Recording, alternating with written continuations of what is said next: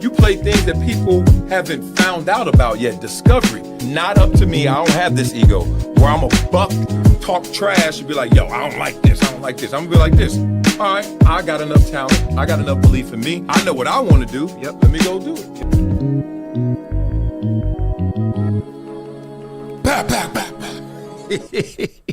What did I say? Oh, no. I don't even know. I'm too old. I'm 51 years old. I get shut down. I just show back up. I don't know what I did, but it wasn't it.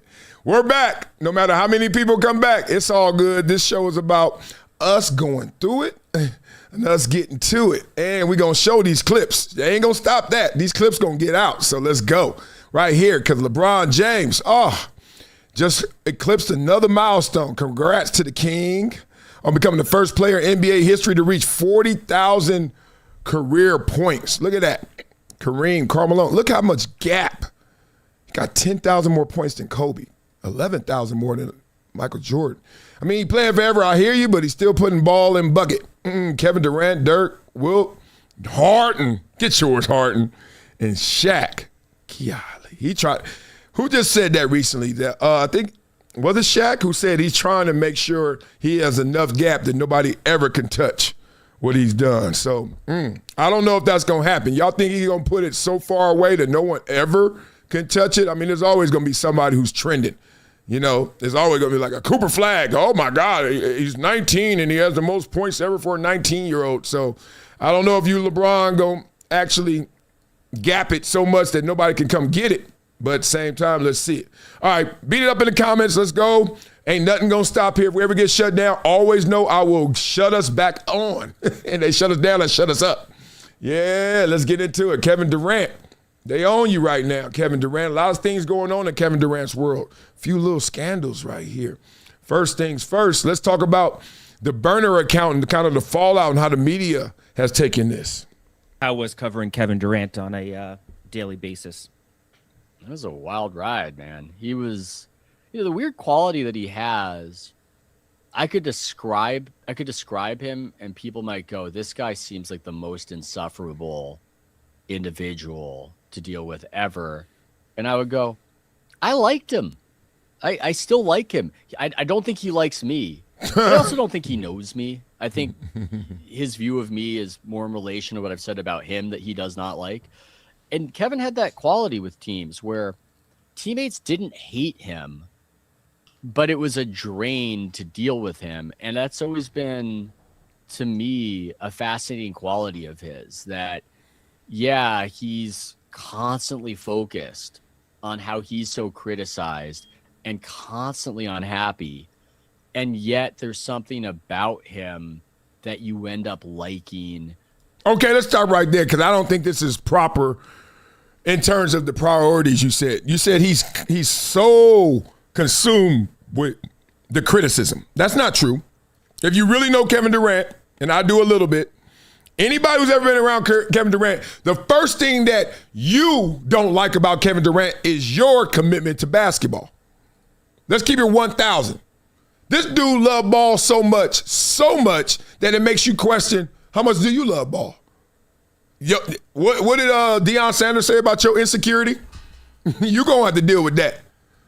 These dudes want to go hang, want to go party, want to go chase, want to do all that. KD want to ball, be at the crib, and do what the crib does. And everybody I've ever come around that knows Kevin Durant has had to deal with that.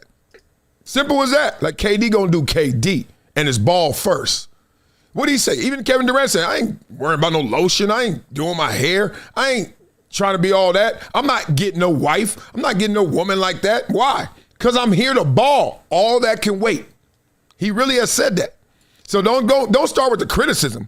Start with your insecurities. And you just, I don't know. There's just something about the guy that even a lot of people who might be making fun of him for this or say it speaks to shortcomings, people like myself perhaps, still come away from it finding it a little bit endearing at the same time. And I don't know anybody else like that. Whoa, blah, blah, blah. You only know one Kevin Durant. That's the point. Hit the like button again. Hit the subscribe button. Don't hit it again if you haven't hit it. But the point is, Kevin Durant is likable because you know you only hate him for the wrong reasons. Ooh, that's a Wileyism. Only likable, I got to write that one down. Only likable because you hate them for the wrong reasons. Man, that's a good one. I got to stop the live stream for that one because this is how I come up with the Wileyisms. But book is going to come out probably 2 years.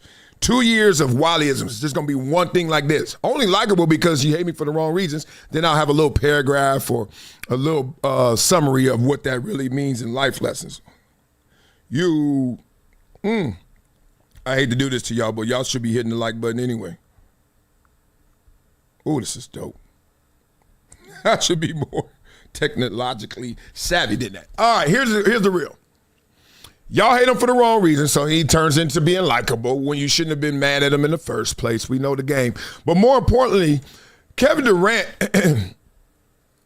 is going to be misunderstood is because not because he's doing something wrong. It's just he's not going with the flow, the get along gang, the whole. It's the same thing that happened after the Seahawks won the championship. And Ryan Clark was sitting there at what, Disneyland or something, Disney World? And they brought on Kenneth Walker III. I think it was Sam Darnold there as well. I don't know. I forget the other guy.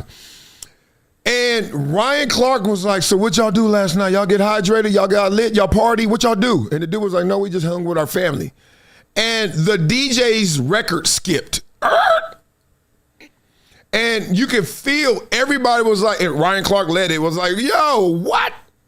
And it's not like a what. We have been so programmed, trained, socialized to like doing the normal thing, which a lot of times in a secular society is not the right thing. It's kind of like the wrong thing. Like, oh, what's better? Hanging with all the people that you know got you where you had to go to get where you are, all that support system, or just going to some random ass clubs, letting them give you free champagne for the night that usually costs $10,000, $100,000. We've heard some of these Super Bowl bills, $1 million. Or go somewhere there and stare at people who staring at you and then tell your homeboy, go holler at her for me, please. Which one you think is better? So it's kind of like that. Well, Kevin Durant, that's not the only thing that's at him. Some things are a little different. Kevin Durant's boardroom issues update on the staff layoffs, right? So Saturday morning, everybody woke up and heard the boardroom is shut down. You're like, what happened? So this is Rich Kleiman and Kevin Durant, his business partner. They started this in 2019. And the highlights, or at least the headline said, they eliminated its full editorial team. And the layoffs were unexpected, okay? A few hours later, the boardroom issued a statement explaining that the company has made the decision to part with 3 writers. See the difference? See the difference? The full editorial team, they have shut down at the boardroom. No, we let go of 3 writers. I mean, if anything, what sounds more like predated, what sounds outdated, what sounds archaic, what sounds dinosaur? Writers in a digital sports media company, a business company that's going forward-facing, we let go of 3 writers. You don't want to know why they let go of 3 writers? Because ChatGPT is in the building. You know what I mean? So Boardroom, KD, Media and Entertainment Company says they have parted ways with the 3 writers, and here's the statement from him. It's pretty simple, too. It's not that difficult. Let's get into it. Boardroom has always operated as a non-traditional media brand, and over the past year, we've expanded our content and experiences across media and events. As we enter this next phase, we're focused on prioritizing the areas that will have the greatest impact on our brand and community. As part of this evolution, we've made the decision to part ways with 3 writers. This was a focused change affecting a small number of roles as we double down on original video content, expand our flagship experiential Columbia moments, and invest in our members club. We will continue producing our daily newsletter and working with our existing writing team on several strategic editorial initiatives. We're grateful for the work that these 3 writers have done for us over the years, and we wish them continued success in their next chapters. Well, over the years. Yeah, it's gangster. Look, we all know the fine print when you work somewhere. You're working for them. You know, unfortunately, 3 people had to lose their job, and unfortunately, you don't get the runway and the notice you should get, desire to get, expected to get. But look, I got cut from the San Diego Chargers, literally waking up in the morning in the bed by myself, rare occasion, because I was either in a relationship or I wasn't. You get what I'm saying? You dig. And I'm watching TV. Now look at the bottom of the ticker, and it says, breaking news. Chargers defensive end. I'm thinking like, oh, what happened to Ray Lee Johnson or the other Adrian Dingle or something? Marcellus, I saw that M, I was like, that's my name. Marcellus Wiley released. They didn't call me first. Ouch. They didn't call me first. I was sitting there like, I was sad and at the same time not that sad because I was like, it's the first time I got cut. So like, I'm going to get a job and I'm going to get a job quick. And I did. But the point was, damn, that's what it was. It wasn't that I got cut. It was that they didn't tell me they were going to cut me. Which either was like, it just sends your mind in a topsy-turvy. You're like, was I that bad? No, I couldn't have been that bad because I would have known I was going to get cut because I was that bad. Everybody I know that's that bad, they'd be like, bring your playbook. Y'all didn't even tell me, so I must have been on the border. You know how it is. Sometimes you're so scared to tell somebody it's over or you break up, so you do something to blow it up, right? I got to do something to blow this up because I can't even say it. Or when I say it, I go back on it. I've been in that situation. Oh, my God. I'm like, I'm done. But then I'll see them, and I'm like, man, I'm not done. I could find it in me, but I'm like, no, I can't forget this stuff. But then again, I can't forget that they ain't it. Like, Chargers, damn it. And then I'm a season ticket holder. Boy, you talking about I got a forgiving heart. Nobody else does. All right, let's laugh a little bit before we go deeper. Happened? How did the 13-point lead vanish so quickly for New York? Well, I think that the Knicks, to me, the offense got stagnant. You know, because in the beginning they were flowing. I think they got stagnant, and that was the difference. Then the Rockets got rolling.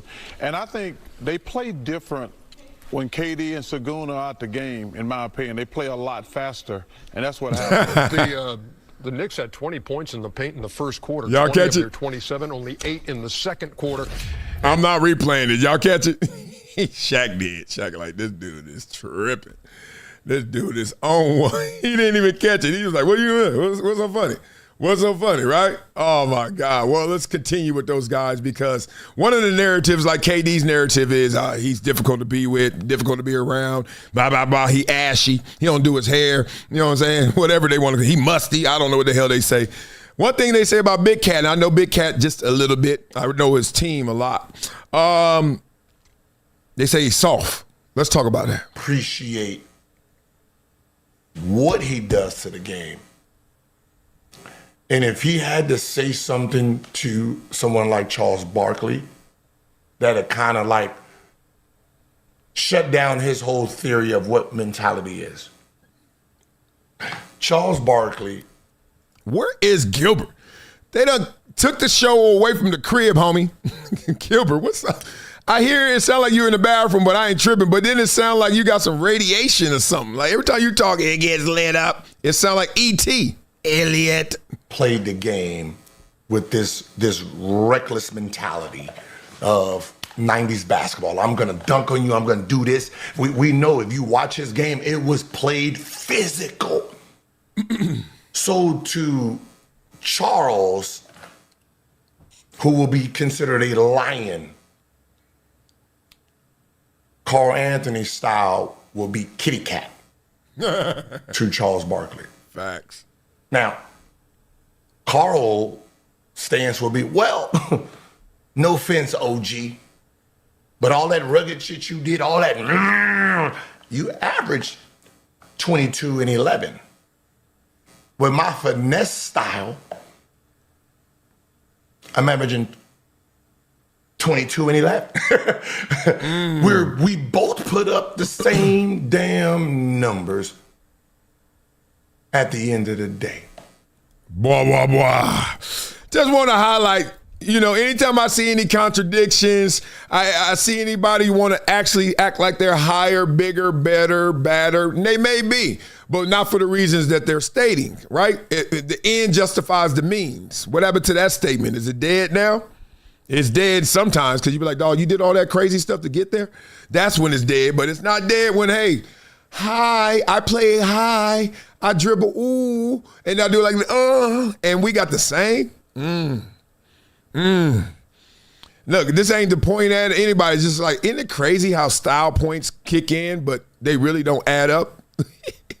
The style points make you think something, but at the real, think what? We got the same amount. I used to see that all the time on my football squads. Like we over there looking at this one kid, and this kid doesn't look the part. He just ain't. You just look at him, you size him up athletically, be like, oh, I don't see it. Then you watch him play, in practice, you're like, he good, but I don't know. And then you get in the game, he blows your mind. But you are in disbelief. You almost put up your own barriers and hurdles, and you put the own resistance up. You made it harder for the kid to be great. The kid like, dog, all I did is me. You seen that guy before, right? Imagine if you saw Jokic. Imagine if you saw Jokic before you saw him really play. You're just looking at him, you seeing that thing in practice doing this. You're like, is that the thing? And then you see it in flow with everybody else, and you're like, oh, wow, a magician. I mean, I can't lie. I still watch Jokic. I'm like, how is he doing all the, like, is it that hard? I know he's gigantic, but he ain't the biggest person to ever walk the planet, so that ain't enough. It's insane, right? So stop putting them barriers up on these people, man. Let the boy live. Big Cat, we all know he a finesser. Mr. Finessa, Lord Finessa. And then we know the rugged style, but stop acting like daddy, granddaddy. Stop acting like your style was the only way. Okay? Because we showing you a new way. Beat it up in the comments. Hit the like button. Hit the subscribe button right now. Like button. And Ronda Rousey, she likes fighting again. Wow. We got to go through this one. This is a twist. Watch this twist that comes in here. Okay, so Ronda Rousey explains why her fight with Gina Serrano ended up on Netflix instead of UFC. Seen her face before, but never had to say her last name. They didn't want to set a precedent of giving me the guaranteed money that I deserve, because once I raise that tide, it lifts all the boats. You hear that? Ronda Rousey is back. First of all, God, Ronda Rousey, this gotta be like, what is that, Instagram filter? Ain't no way both of them this skinny, especially Ronda. Ronda used to be thick. Ain't no way. Whatever. Ronda Rousey knew that Dana White and the UFC would be excited to promote her bout with Gina Serrano. She could hear it in his stutters, like mine, in the voice memos he left for her. Of course, the 56-year-old White will want two of the biggest names ever to enter the octagon and fight each other for the first time. Who wouldn't? But as we now know, the MMA bout, headlined by two female superstars, will not be happening underneath White, UFC, and Paramount's umbrella. Instead, Netflix announced earlier this week that it will air the fight on May 16th at the Intuit Dome. Damn, this is major. In LA under Jake Paul's Most Valuable Promotions. Ooh, wait. Let's see what's up. The streaming giant made a splash in combat sports by landing two of the most influential athletes in building women's mixed martial arts as a sport. Both are going on to star outside the sport in movies and television shows and will likely register high viewership on the streaming service. Okay, and let's not forget that two of the top five, so two of the biggest ever let me not say ever. Two of the biggest fights have been Paul promotions, and they've happened in this century. That's the way to say it. Think about it. Floyd and Pacquiao and all that. Yeah. But mixed in there are these type of fights under the promotion of Jake Paul. Crazy. She last fight in 2009. Golly. They're going to get ratings with that? When she was defeated by Chris Cyborg, putting an end to her undefeated streak. She went on to become a mainstream and all that. As for Rousey, she competed in the MMA bout since 2016 when she lost to Amanda Nunes 207. Where they at now? Like 300 and something? Oh my God. After beginning her career with 12 straight victories in dominant fashion, she lost her last two fights before entering a career in professional wrestling with WWE. That's even crazier because it's not on UFC Paramount, and we all know that Dana White also is part of TKO. He's a part of, what's the boxing one? It's like Flufa, what's it called? Anyway, the boxing one. And that's all connected. And now she's going with the Paul. I wonder if there's any static with that. Let's see. As she gears up for her MMA comeback, the 39-year-old Ronda Rousey opened up on the Jim Rome show this week about what she called a saga, explaining how a deal with Dana White fell apart because Gina needed more time, which ended up pushing the fight into 2026. By then, the UFC was moving away from its ESPN pay-per-view platform, meaning the bout would have to air under the new Paramount deal. Okay, now let's look at this. This is gangster. Let's hear them talk it. Come on, Jim Rome. Be real. Let's hear it. Dana. So I asked Dana if he would be interested, and he was like, "Of course I'd be interested." And he like sent me this voice memo where I can tell when he's super excited about something because he's like stutters, and he was stuttering all over the voice memo. I'm like, "Oh, he's down." Zuffa. That's what it is. Yes, Zuffa. Thank you guys. Beat it up in the comments. Hit the like button. Let's go. And so he reached out to Gina, and she said that that she'd already lost 25 pounds, and this was like this was like that walk back into the cage again is something that she's always wanted to do. And so that's when the talk started happening and got that interest from her. Okay, so she did lose all that weight. Golly, they are that itty bitty now. Man, it's so crazy. Like your sacrifice for your job and your profession can really affect your life. Because boy. Because I was like 9 months pregnant at the time, and she had a long way to go. So I was like, "Come on, girl, let's get back into it together." And yeah, I like literally, it's been a saga. So I can't really lay it out now. But she was down from the first mention of it. Ronda Rousey joining us. So as part of the saga, you mentioned Dana, and Dana always has loved you so much because you meant so much to the promotion. But you didn't end up with Dana. You ended up with Jake Paul. Is that part of the saga? Yes, it very much is. Well, originally I wanted to do it for New Year's, and I went to him and I'm like, "Dude, you always say that I'm the best fighter you ever worked with. Like, reward me for it. Don't punish me for being easy to work with. Give me the best deal you ever gave anybody." And he goes, "All right, I'm gonna go back and get you the best deal I ever had." So he came back and he's like, "Oh, let's leave a little drama right there. Let me read this first." No, that's nothing. That's generic. Best deal ever. Obviously, it wasn't the best deal ever, or if it were, she would be fighting with Dana White. No? Yeah, maybe so. Literally brought me a deal where I would make more per pay-per-view buy than anybody in history. Like if I hit my historical numbers, which I know we would have been able to exceed, I would have like made as much as I did in my entire career. And I was like, "Hell yeah, Dana, high five, thanks," And but Gina needed more time, and it happened to go to the other side of when ESPN deal and the pay-per-view model would be ending, and they would be going to streaming. And they're now a publicly traded company, and it's how do I put it? They didn't want to set a precedent of giving me the guaranteed money that I deserve, because once I raise that tide, it lifts all the boats. And they just made a $7.7 billion deal at Paramount. So it's in their best interest, actually, not to put on the best fights possible, but to spend as little as money as possible so they can keep it. Dana's now legally obligated to maximize shareholder value. It's not just about, proving the concept of fighting and putting on the best fights possible and proving that this is a sport to be taken seriously. I think now that now that they've sold the company, it's kind of out of Dana's hands, unfortunately, and now it's falling onto Hunter Campbell and UFC Corp, where they don't care about putting on the best fights possible. They care about putting on the most cost-effective fights possible. So it no longer made sense for me to go over there, because they didn't want to pay us the money that we deserve, because then for the rest of the time of the deal, they're going to have to pay everybody else more. And so then I decided to look elsewhere. Yeah, dog. Blah, blah, blah. Huh? What just happened? Okay. I've heard you guys over the years with your Dana White criticism. Now, I'm a big fan of UFC. I didn't start off that way. I thought it was too damn bloody. Yeah, former football player of a decade, sitting there like, that's too much. Because I used to watch the main event, after you get through 2 hours of guys just going at it, you're like, that was amazing. That was insane. That was crazy good.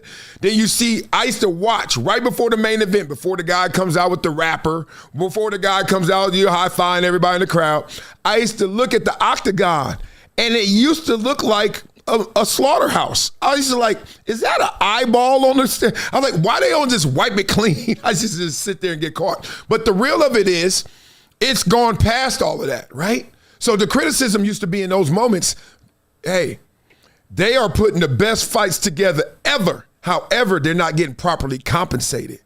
but nobody knew the details. I don't know how. I don't know what type of NDA they signed in the UFC, but it's better than the one you signed in real life. It's better than the marriage and contract you signed. It's better than the divorce papers you signed, because all of that gets leaked. But the UFC contracts, I never saw one. You know, you're like, dog. I remember asking a couple guys before, and I know a few of them, and they be like, man, we good. It's almost like taboo. Like, what are y'all doing? How's it going?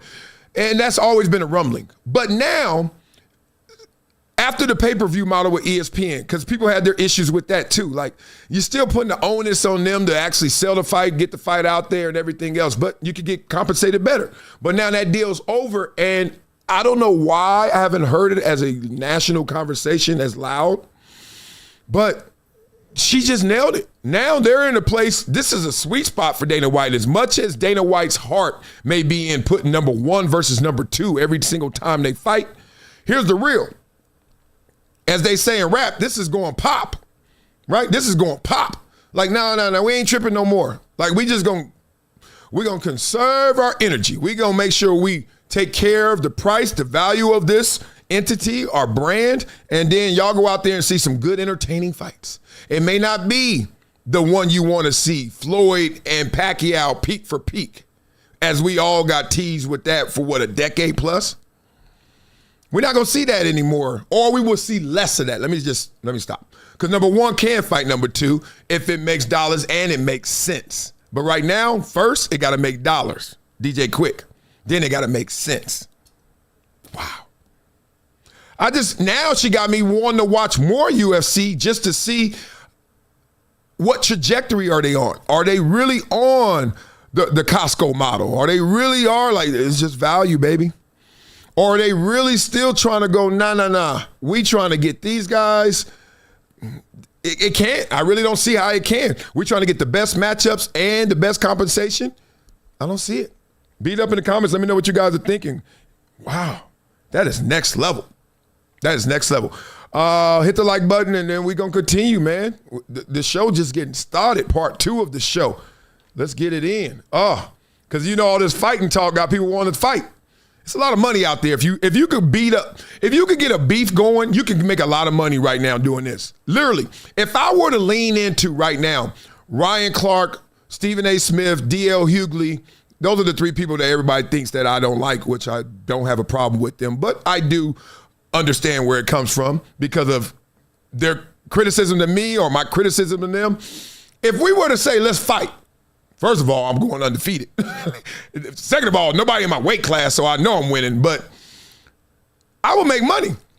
All I got to do is lean into a couple. I just take some shots right now. Next clip is Stephen A. Smith. Oh, that's stupid. He says Michael Jordan's the best player ever. You dumbass. I can just do that, right? Ryan Clark, here you go, race baiting again. You know what I mean? D.L. Hughley, just listen to yourself. Ignorant, right? You know what I mean? Then we going. Then we fighting. I ain't the only one thinking that way. You can get some of this action too. Make it happen. Hey, I'm all for Joe. I want to see a fight. I just want to see somebody fight. Hey, listen, I'm so inspired. I'm so inspired. What you inspired for? What's going on? What's popping? I want to fight too. I want to fight. What do you want to fight? I don't know. There's so many other podcasts out there, and they have people that that they like chirping, they like talking a lot. I mean, I would love to get in the ring with somebody from another podcast. We're like a podcast Olympics. I already mentioned. Well, you're on that. Nah. You gonna be my cut man. Why you laughing? If you want to talk about a workout, somebody want to go to the gym and bench and do some stuff like that. Now we talking. Yeah, I'm Team Shannon. That's why I ain't leaning into it. That's why I ain't making up no beefs. That's why I ain't acting like, yo, what's up? I heard your commentary. Yo, it suck. Let's go to war. To me, first of all, it's so phony. Like, are you serious? I can't wait to see you. I can think of all the beefs. Cam Newton versus Jason Whitlock. I can see all these beefs. Man, when I see you at the Super Bowl. When somebody say, I can't wait to see you, I'm like, well, what you waiting for? I got some address that's public. Let's go.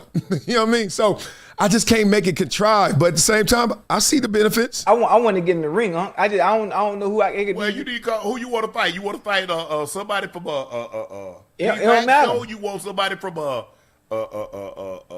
Hey, It is what it is. I mean, who you trying to call out? It don't matter. Just put their name in the hat. Anybody can get it. Anybody can get it. Everybody can get it. I think Cam might box. Which Cam? Cameron. Cam don't box. Cam don't box.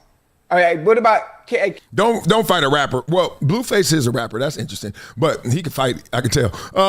Cameron, like them rapper lungs ain't long for the fight. Like 6 round on them rapper lungs. I don't know about it. Cam Newton box? Cam Newton. Huh? I don't know if Cam box. Nah, he don't. I mean, somebody. Oh, Rashad McCann. Tell Rashad McCann, come on in here, man. Get these hands, man. All the muscles? Hell no. Yeah. Matter of fact, hey, who owe me cigars? Kenyon. Martin. Kenyon Martin. Let me get my Matter of fact, you know what? I'm gonna whoop your ass, Kenyon Martin. Cause I'm waiting. Hey, he owe me my cigars, man. He do. He owe you some Daniel Marshalls also. Oh, God. Yeah, man. I need them, man. Yeah. Because Hey, I need my cut of the Daniel Marshalls. Hey, speaking of boxing, you know Swaggy P and Blueface getting ready to fight. All right. Yeah, Blueface. Yeah, Blueface say he box. You want to box Blueface? Or Blueface say he'll get you out of there, Ocho. Hey, huh? Blueface say he'll get you out of there. Now on Bloods, Blueface will get his ass whooped, what? What you talking about? What is me, I'm just telling you what he told me on the show. He said, Ocho don't want none of this. Oh, my God. Anytime you want to do it. That's on Dead Homies. Whatever he want to do, whenever he want to do it, I'm here. After him and Swaggy go, me and Blueface, we can get it on. Oh, my God.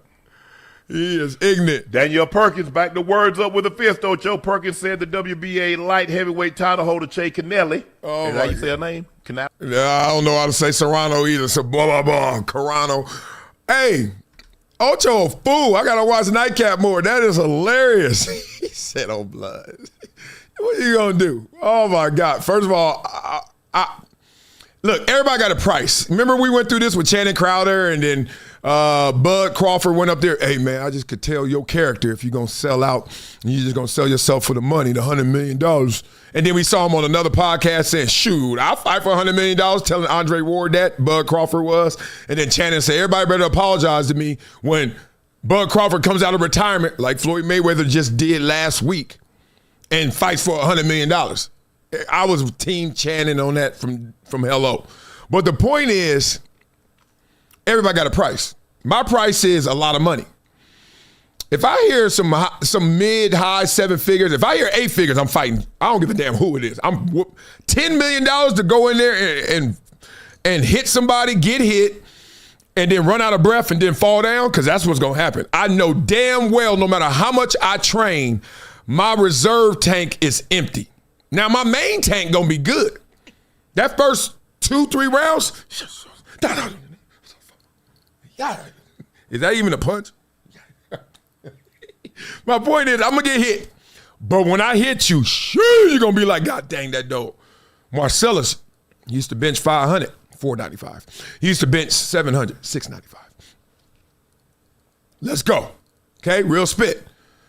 8 figures, I'm in there. 7, we got to talk. Who am I fighting again? Let's go. All right, so let's move on to Ty Lue and a funny story, maybe funny. Coming from Max Kellerman, Rich Paul, talking about Ty Lue, and let's go. I thought was really incredible during this, and I'll make it fast. No. Don't take your time on it. Before Game 7. This is going to give y'all some perspective. We're going to lean into some things, some spicier topics coming from here, unfortunately. I'm coming from somewhere, and I see T. Lue in the valet, and he's got the coaches with him. And I'm like, where y'all going? He's like, we're getting ready to go and take a visit to San Quentin. I said, what? He said, yeah, we're going to San Quentin. He said, you should come with us. I had my friend Todd with me. So I said, okay, let me drop my stuff off and come back downstairs. He said, you can wear no jeans, I think, or it was either no jeans or no sweats, because whatever the inmates wore, we couldn't wear. Put it that way. So I'm like, I thought we was going on a tour. This is getting a little. So I said, okay, whatever. We get there. The warden meets us. You come in and you go to the church where they pray, whatever. Then they show us the electric chair and all of that, and where the media sits and watch the electric. I'm like, okay, this is a fresh ass outfit. That's what this is, and you better not wear that there. You would have been an inmate friend. You know. Then they say, okay, we're getting ready to enter the penitentiary, and we go down this hill, and when we turn and it opens up, we're in the joint. Right. We're in San Quentin. This is no joke, by the way.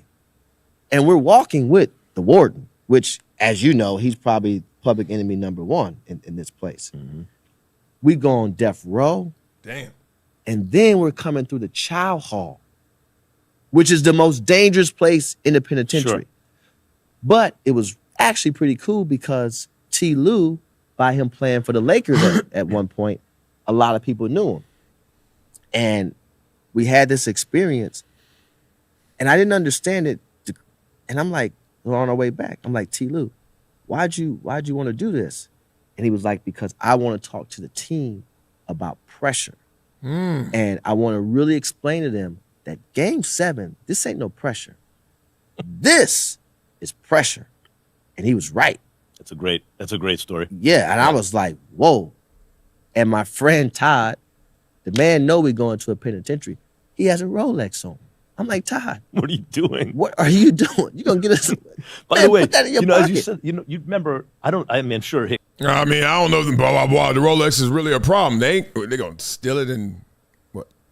They got internally. They got some wholesale jewelers in there too. Like, what are you gonna do? You can't floss. Only reason people got a Rolex is to tell somebody else you got money. Okay, I think in prison. It's a different way to show you got that money on that commissary. All right, anyway, love that story. That was a good story in terms of perspective, in terms of what real pressure is. That's really dope. Hilarious part about it was how he said, I walked into the church, you know, where they pray or whatever.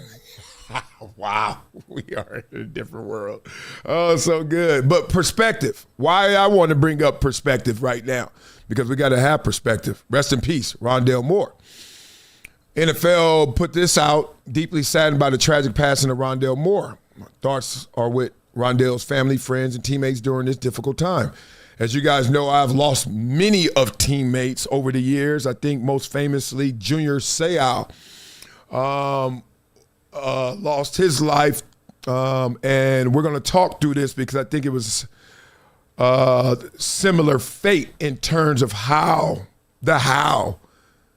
of the life, but let's talk about it.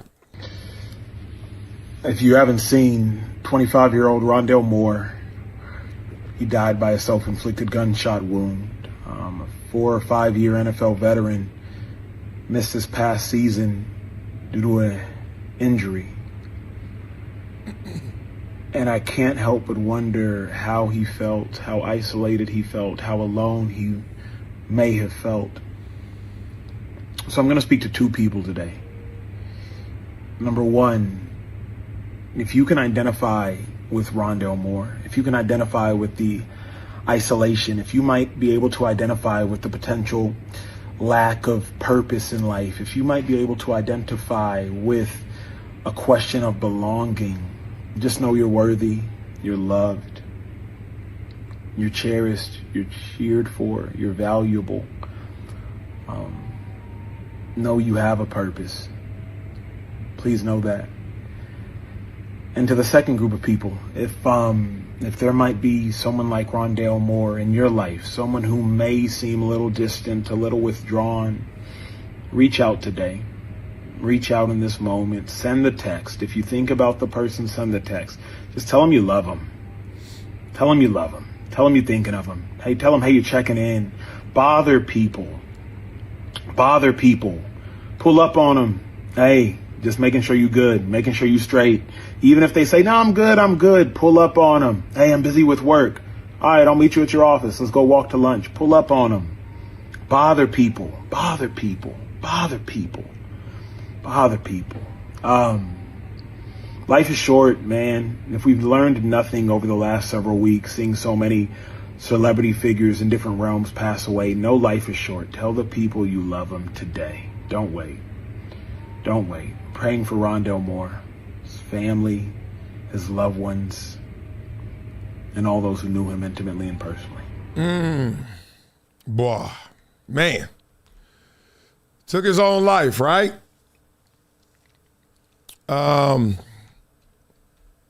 Just want to show you one clip that shows you the strength this man possessed. Obviously, the talent, skills, so much to live for, and lived.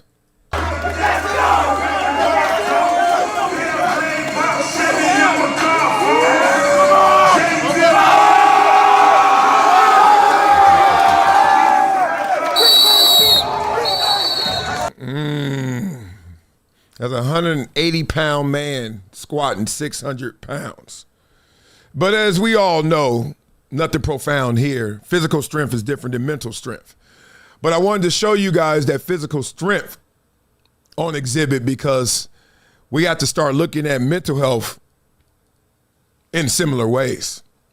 What are you doing to get yourself where you can mentally deal with a load of 600 pounds? Are you in that place that will get you to that level of strength, of handling whatever life throws your way? Because he didn't just walk in there 180 pounds and could squat 600 pounds. Obviously, there was a day where he probably couldn't squat 180 pounds. But you build it up. You got to build up your mental health in the same way. What you're consuming, what you're watching, what you're believing. And it all starts, if there's one word I'd say that always will help navigate you, give you a proper epicenter, is identity. If you really know who you are, and more importantly, who you're not, it's pretty hard to get you off your square. Life's going to throw everything at you and the kitchen sink. And it happens. I've been on the outside of a few of these situations, starting with my uncle when I was 8, young.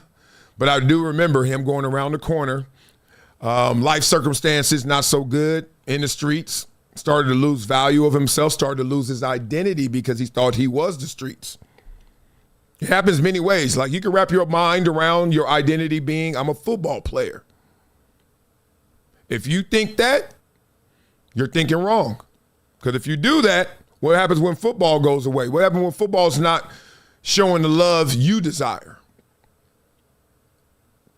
So you got to wrap your identity around the right things. Know who you are, know who you're not.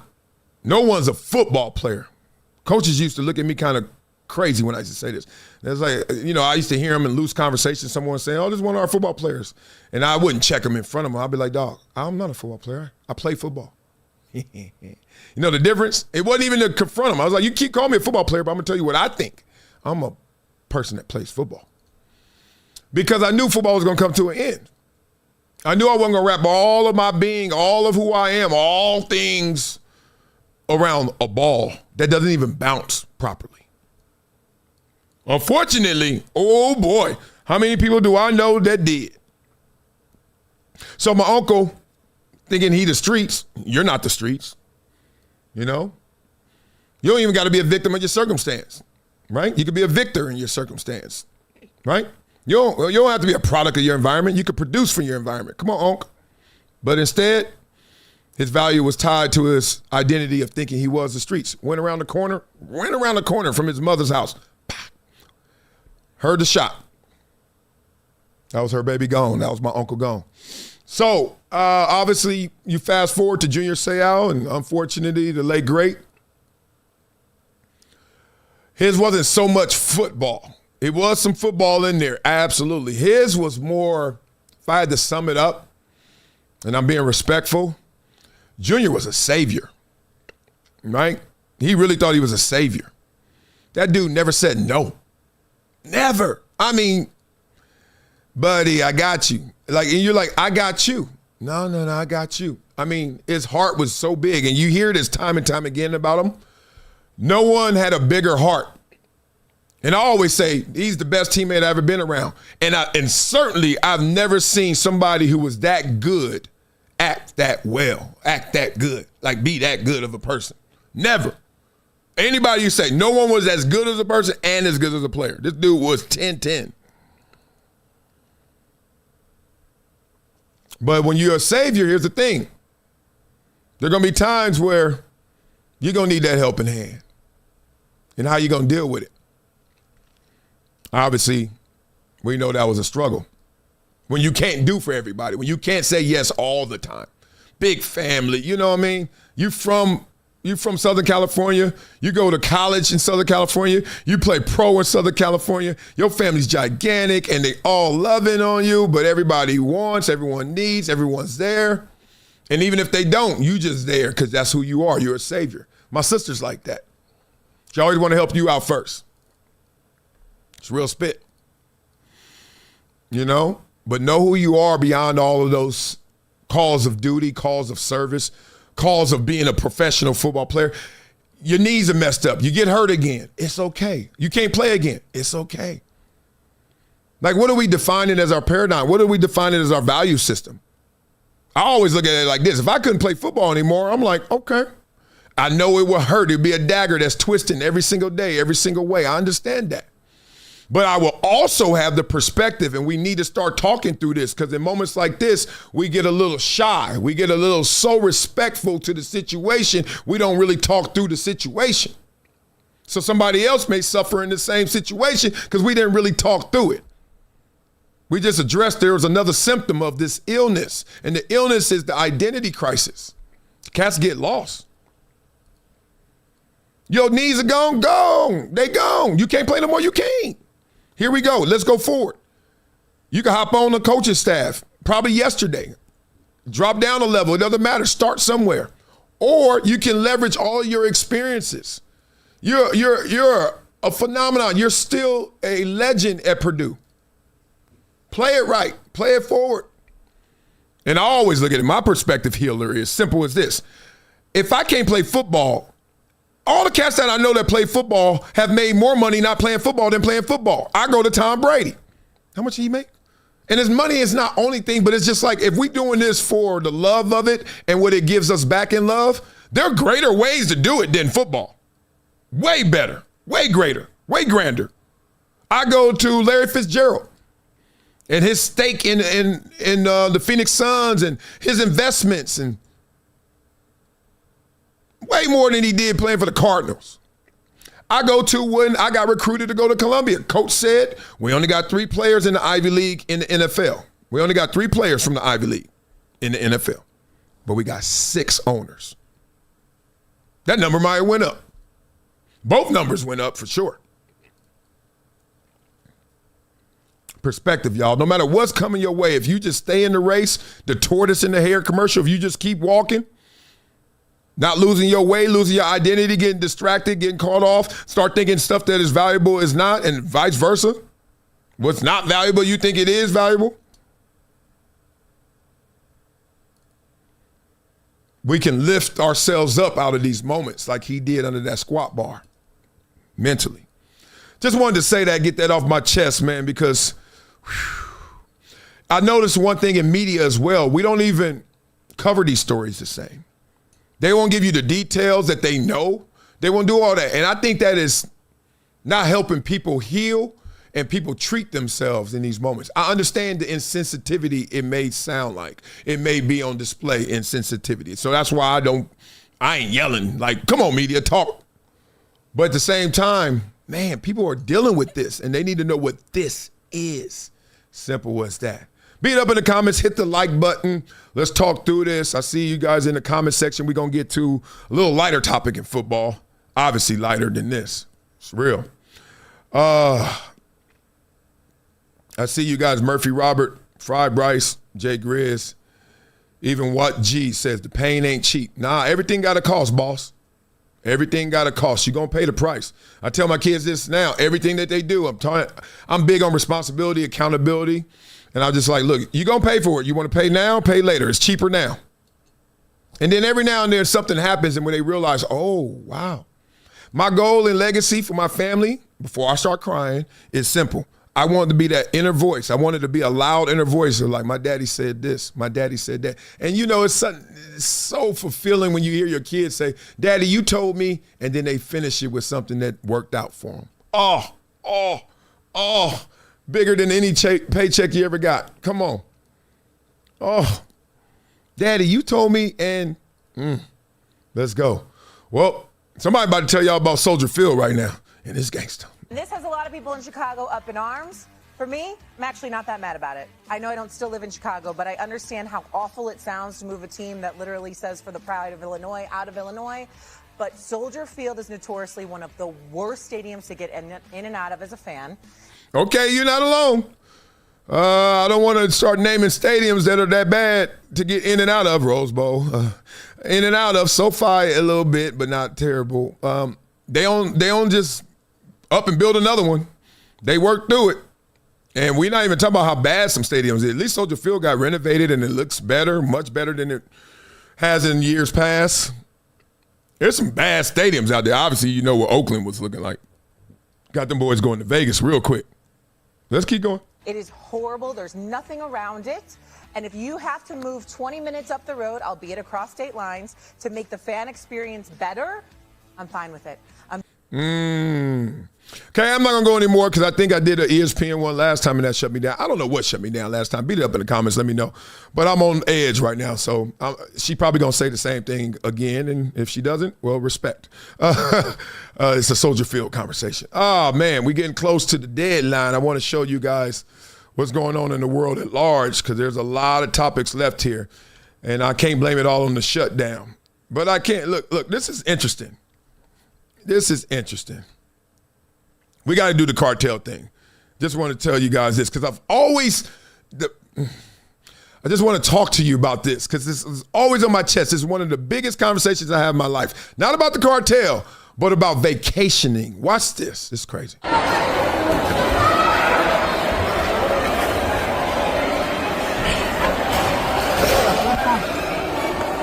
No, ma'am. ¿Están bien?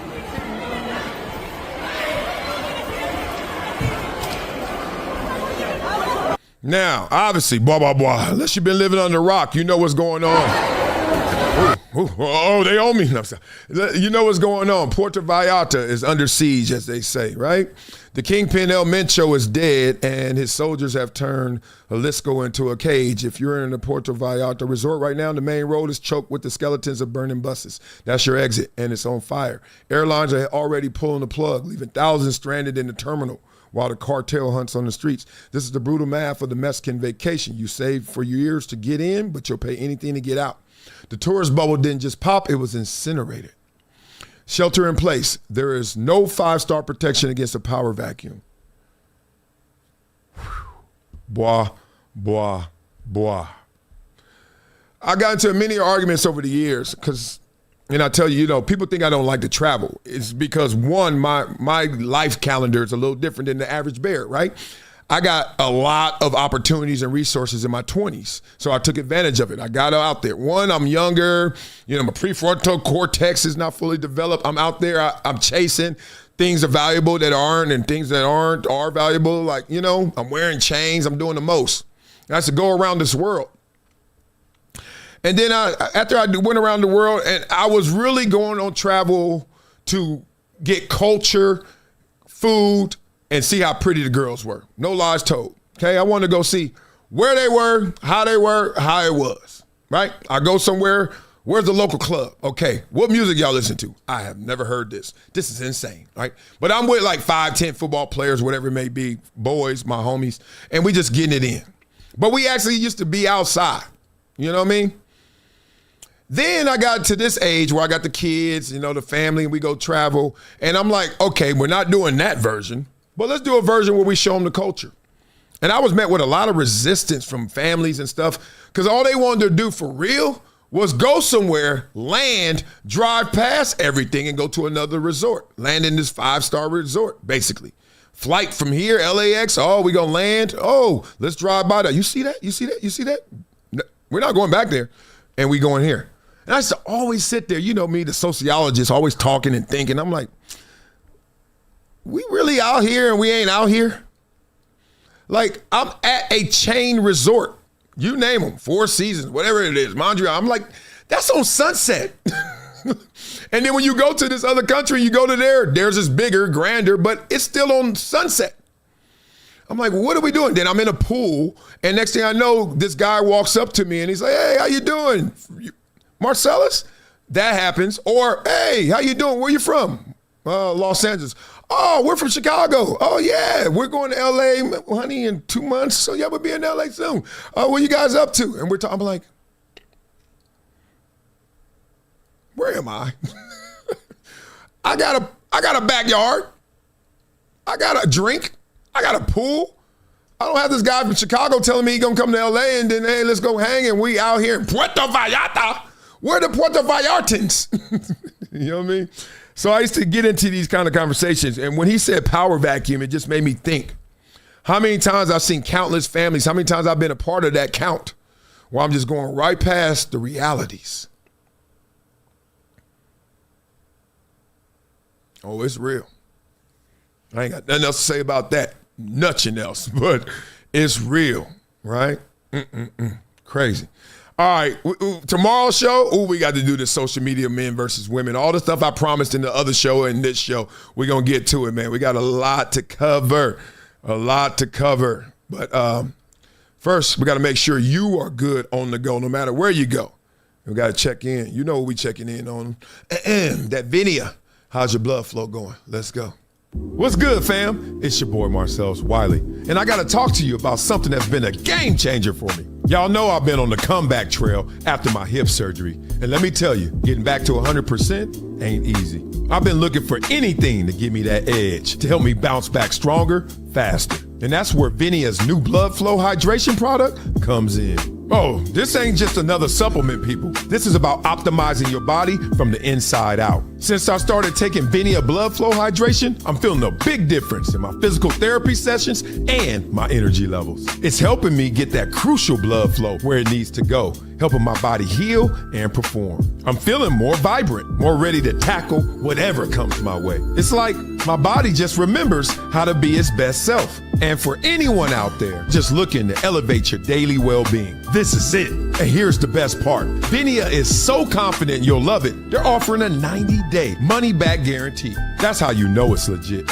You got nothing to lose and everything to gain. So head over to the link in my bio, check out Vineia Blood Flow Hydration, and start your own comeback story. Trust me, your body will thank you. Let's get it. Blah, blah, blah. Oh, man, blah, blah, blah. Real spit. That Vineia got me going. I played pickleball 3 times last week. All on the road. I had 3 road games to start off the season. It's time to get pickleball cracking back at the crib and get after it. Love for you guys. Have an amazing day. Know how amazing you are. I don't care how amazing it's going. No team goes undefeated, including you. Peace. It's been a decade plus that I knew that this day was going to come. Oh, this is not hyperbole here. Because I believe the verse.